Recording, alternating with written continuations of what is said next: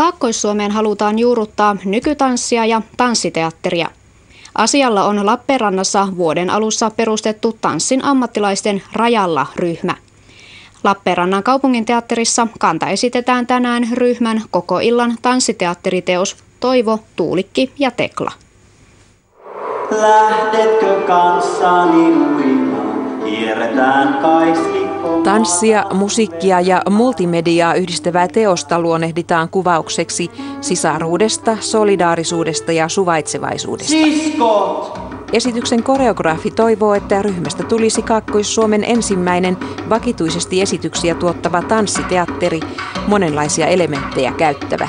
Siellä sitten voi näkyä vaikka klassista balettia tai sirkustemppuilua tai sitten ihan tätä puhdasta nykytanssin kieltä. Nyt 4 hengen ryhmässä on mukana peräti 3 tanssiopisto Sonja Tammelan opettajaa. Heitä täydentää sekä näyttämön että tekniikan moniosaaja, joka on luonut esitystä tukevan videoseinän. Mulla on itsellä sellainen vankka käsitys, että tämmöistä ei oikein ollut.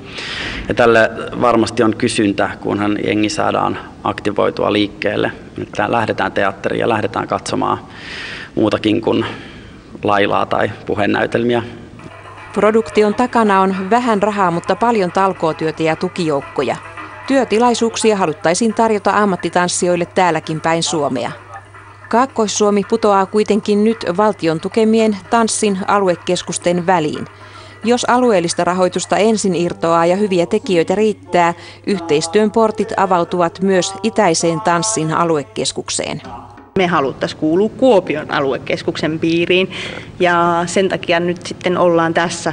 Eli ensi ilta on tulossa ja halutaan näyttää käyntikorttina, mitä me ollaan. Ja me ollaan ammattilaisia ja me tarvitaan tähän tukijoukkoja.